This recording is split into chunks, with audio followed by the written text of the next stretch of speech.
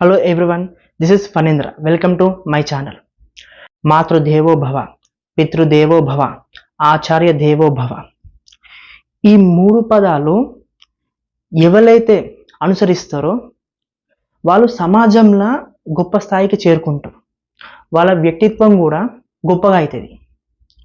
కానీ రాను రాను కాలంలో ఈ గురుదేవో భవ అనే మాట కొంచెం అటు ఇటు అయిపోయింది. టీచర్లకు ఎవరు రెస్పెక్ట్ ఇస్తలేరు, తగినంత రెస్పెక్ట్ ఎవరైతే ఇస్తలేరు.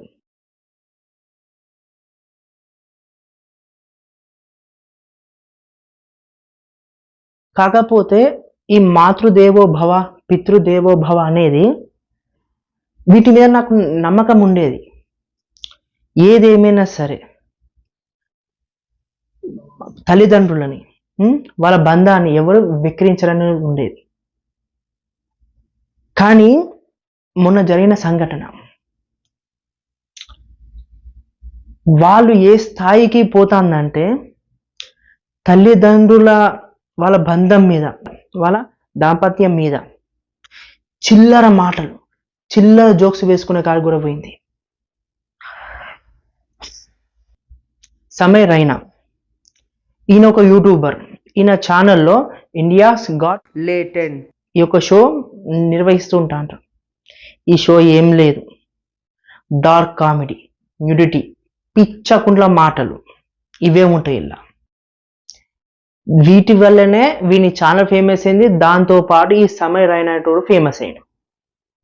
ఇదే షోలల్లా ఈ ఇండియాస్ గాట్ లేటెంట్ కొంతమంది యూట్యూబర్స్ని పిలిచిండు. అందులో అపూర్వ ముఖిజా, ఆశిష్ చెంచాలి వీళ్ళున్నారు. వీరితో పాటు రణవీర్ వీడిని కూడా పిలిచిండు. ఈ రణవీర్ అనేటోడు పెద్ద యూట్యూబర్. వీడు ఒక అమ్మాయిని ఒక మాట అడిగిండు. అది చెప్పాలంటే నాకు ఎట్లా అనిపిస్తుంది, నువ్వు మీ తల్లిదండ్రులు ఏకాంతంగా సెక్స్ చేసుకుంటే చూస్తావా, లేకుంటే జాయిన్ అవుతావా, లేకుంటే వెళ్ళి ఆపుతావా అని. ఏమనాలి ఈ పిచ్చ నా కొడుకుని, ఏమనాలి ఈ డార్క్ నా కొడుకుని, మీరే చెప్పండి. Watch your parents have sex every day for the rest of your life? Whoa! Or would you join in once and stop it forever? అరే పిచ్చాకుంట్లోరా, అసలు నీకు సిగ్గు, శరం, ఇజ్జత్, మానం, మర్యాద ఉన్నదా? అన్నమే కదా తినేది, ఇంకేది కాదు కదా. చదువుకున్నావు కదా, చదువు. ఏం మాట మాట్లాడతారో నువ్వు.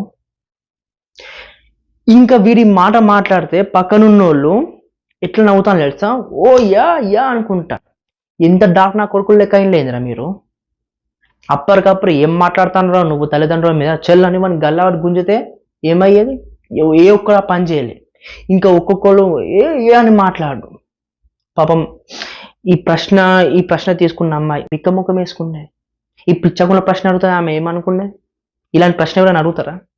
ఏం చెప్పలేక నోరు మూసుకొని ఉన్నది.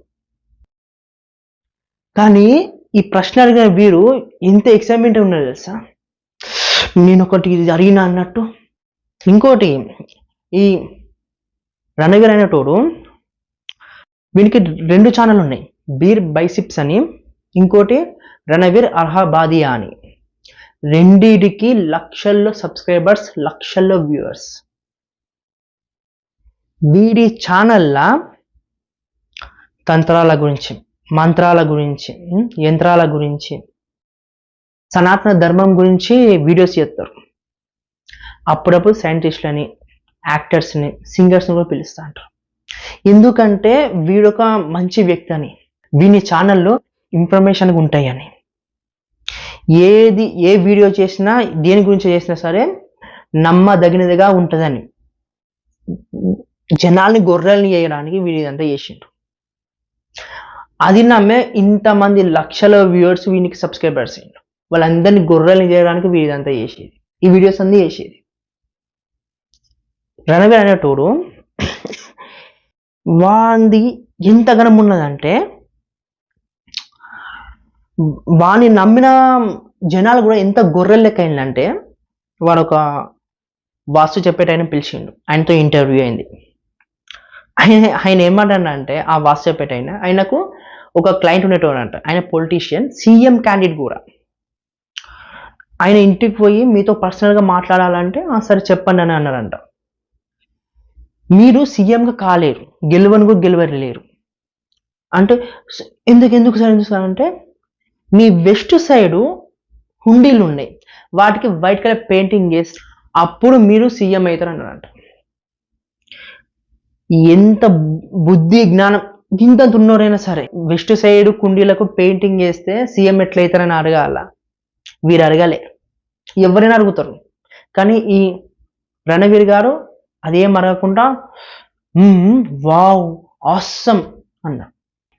వీడు దీని ఒక్కదానికి కాదు, ప్రతి వీడియోకి ఆసమ్ ఇదే అంటారు. కాబట్టి మీరు చూడండి, వీడు ఇట్లా చేసి జనాలను గొర్రెలను చేస్తాను, వీడి సబ్స్క్రైబర్స్ని కూడా మోసం చేస్తాడు. ఈ రణవీర్ గారు ఈ డార్క్ కామెడీ పేరుతోని తల్లిదండ్రుల మీద, వాళ్ళ దాంపత్యం మీద అనుచిత వాక్యాలను ఈ పిచ్చాకుండా మాట్లాడినారు కదా.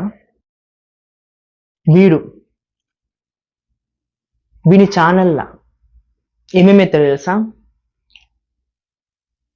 తల్లిదండ్రులు అంటే ఎట్లుండాలి, సమాజం అంటే ఇట్లుండాలనే దాని మీద చేస్తారు వీడియోలు.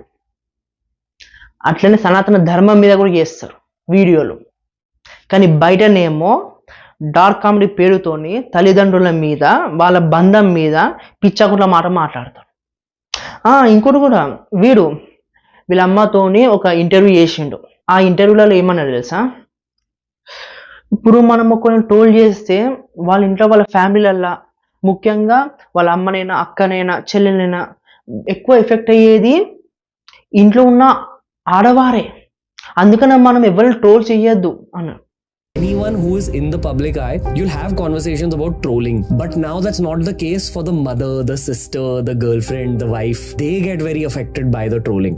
కానీ ఇదే పిచ్చకుంట్లోడు ఈ అమ్మాయిని వాళ్ళ అమ్మా నాన్న దాంపత్యం మీద వాళ్ళు ఏకాంతంగా సెక్స్ చేసుకుంటే నువ్వు చూస్తావా, నువ్వు వెళ్ళి జాయిన్ అవుతావా అన్నప్పుడు ఏడపోయింది వీని బుద్ధి. ఆ అమ్మాయికి ఒక సెకండ్ మొత్తం బ్లాక్ అయ్యి ఏం అర్థం కాలేదు కాబట్టి వీరు ఉన్నారు. కానీ అదే అమ్మాయి వీని పక్కనున్న యూట్యూబర్స్ను అబ్బా అన్నాడు చూడు, వాళ్ళల్లో ఎవరిలో కొన్ని ఇదే ప్రశ్న అడిగితే వారు ఏం చేసు, ఏ సమాధానం ఇచ్చు? పిచ్చ నా కొడకల్లారా ఏం మాట మాట్లాడతారా భయ్ మీరు షోలు పెట్టి, ఏం డార్క్ కామెడీ చేస్తారా, నా లౌడాల కామెడీ, సిగ్గుశరం లేదు.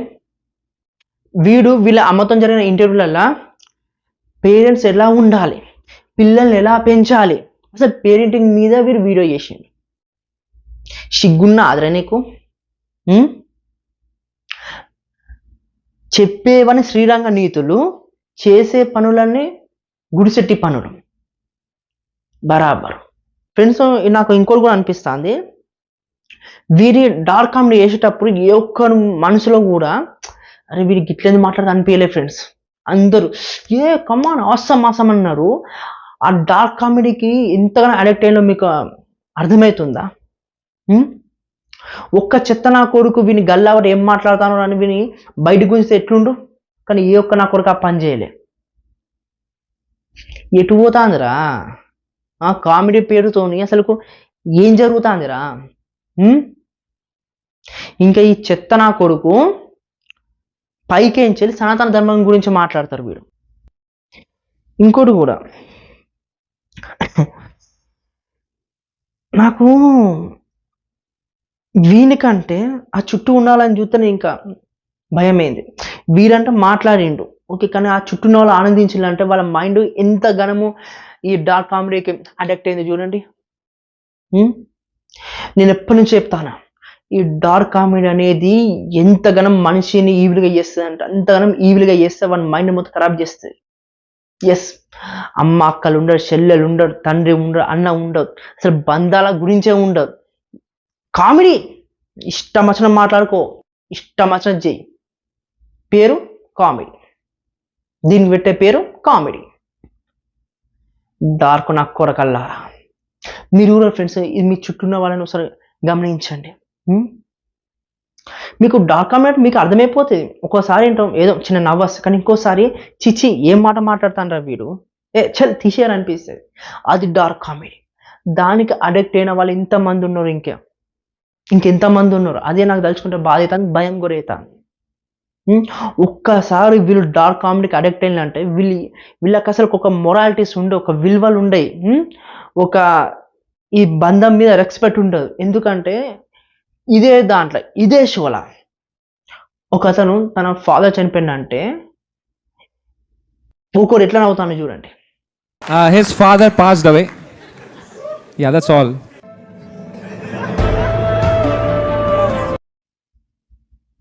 చూసిండ్రు కదా, డార్క్ కామెడీ ఇంత భయంకరమైనది, ఇంతగానం దిగజారుస్తాం మనిషిని. కానీ మన గ్రాచారమో లేకుంటే ఏదో ఒక ఇన్ఫర్మేషన్ వీడియో అయినా సరే, ఒక ఎడ్యుకేటివ్ వీడియో అయినా సరే ఇంతగానము రీచ్ రాదు, ఇంతమంది చూడరు. కానీ అది ఒక డార్క్ కామెడీ, లక్షల్లో వ్యూస్, లక్షల్లో సబ్స్క్రైబర్స్. ఎస్, ఇప్పుడు ఈ సమర్ రైనా గారు అట్లనే అయ్యిండు. వాణి ఇండియాస్ గాట్ టాలెంట్ అనే షో కూడా అట్లనే ఫేమస్ అయింది. దాని తగ్గట్టే మన సమాజం కూడా డార్క్ కామెడీ సైడ్ పోతుంది. మీకు చిన్న విషయం చెప్తా. ఒక జనరేషన్ని నువ్వు డిస్టర్బ్ చేయాలంటే నువ్వు చేయాల్సిన పని ఏం లేదు. జస్ట్ వాళ్ళకు ఇలాంటి ఈవిల్ థాట్స్ వచ్చే కామెడీ ఇస్తే చాలు. అలాగే గంజాయి ఇలాంటి డ్రగ్స్ ఇస్తే చాలు. ఒక జనరేషనే మట్టి కొట్టుకపోతే వారు ఇంకో జనరేషన్కి స్ఫూర్తి కాదు, వానితో పాటు 10 మంది నాశనం చేస్తారు వాడు. ఎస్, ఇంకోటి ఫ్రెండ్స్, మన ఫ్రెండ్స్ అయినా సరే, మనమైనా సరే, బండ బూతులు తిట్టుకున్నా సరే, ఇంతగానం ఒక పేరెంట్స్ని వాళ్ళ దాంపత్యం మీదనైతే మనము ఇంత బూతు మాట మనం మాట్లాడి, ఇప్పుడు మీకు అనిపించచ్చు ఏదో వాడు నోరు జారి మాట్లాడిండేమో అని. వాడు నోరు జారలే. ఫారెన్ ఛానల్ ఒకటి, యూట్యూబ్ ఛానల్, అందులో ఒక అమ్మాయి ఒకరిని ఇట్లనే ఇంటర్వ్యూ చేస్తుంది. నువ్వు మీ తల్లిదండ్రులు ఏకాంతంగా సెక్స్ చేసుకుంటానని మీరు చూస్తారా, లేకుంటే పోయి జాయిన్ అవుతారా, లేదంటే ఆపేస్తారని. అక్కడ వీడు ఆ ఇంటర్వ్యూని చూసి ఈడికొచ్చి ఈ డార్క్ కామెడీ షోకి వచ్చి చెప్పిండు, your mum and dad have sex every night for the rest of your life, or join in one time to make it stop and never have to. ఎంత బుద్ధి జ్ఞానం ఉన్నోరైనా సరే, చదువుకున్నైనా సరే, కొన్ని మాటలు మనం మాట్లాడాలా మాట్లాడకూడదా అని మనకు కొంచెం ఇంగిత జ్ఞానం ఉంటుంది. అది వీనికి లేదంటే, అయినా సరే వీడు ఆ మాట మాట్లాడిండంటే తల్లిదండ్రుల బంధం మీద ఎంత ఈవిల్గా తయారై ఉంటుంది చూడండి. వాడి మైండ్ ఎంత చెడిపోయి ఉంటుంది చూడండి, ఎంత ఈవిల్గా తయారైందో చూడండి. బయట మాత్రం సుక్కం మాటలు, లోపలేమో ఇట్లా. ఒక విధంగా మనమే వీళ్ళని ఇట్లా తయారు చేస్తానం అనిపిస్తుంది. ఎందుకంటే వీనికి ఆ షోకి ఎంతగానో వ్యూస్ వచ్చిందో ఒకసారి చూడండి. అంతగానో చూస్తా అంటే వాళ్ళు ఇంకా దాన్నే ఒక ప్రొఫెషనల్గా తీసుకుంటారు. కానీ అరే ఇది మనం చేసే తప్పని భయం ఎక్కడ ఉంటుంది, అంతే కదా. అందుకనే మనము ఎంత వీలైతే అంత ఈ డార్క్ కామెడీకి దూరంగా ఉండాలి. మన చుట్టూ ఉన్న వాళ్ళని కూడా ఈ డార్క్ కామెడీకి దూరంగా ఉంచాలి. అదే మనకు మంచిది. ఎందుకంటే ఈ డార్క్ కామెడీకి ఒక్కసారి అడిక్ట్ అయితే వాడు ఎంత ఈవిల్గా తయారవుతాడో అంత ఈవిల్గా తయారవుతాడు. బయట పడడు, కానీ వాడి మనసులు ఉంటుంది చూడు, వాడు ఇంకా రాక్షసుని కన్నా ఘోరంగా తయారవుతారు. ఎస్, ఎందుకంటే వాళ్ళకి బంధాలు ఉంటాయి, బంధుత్వాలు ఉంటాయి. అమ్మ ఉండదు, అక్క ఉండదు, చెల్లె ఉండదు, అన్న ఉండడు, అయ్య ఉండడు. ఆ బంధాల మీద నమ్మకమే ఉండదు వాళ్ళకి. ఏదైనా సరే joke joke joke, dark comedy సంఖ్య నాకు కొరకల్లారా ఇట్లా తయారైతాయండి. డార్క్ కామెడీ నాకు కొరకల్లారా. మీ డార్క్ కామెడీ జాతిని పిచ్చ నా కొరకల్లారా. ఇంతే friends, this is Phanendra signing off. Bye.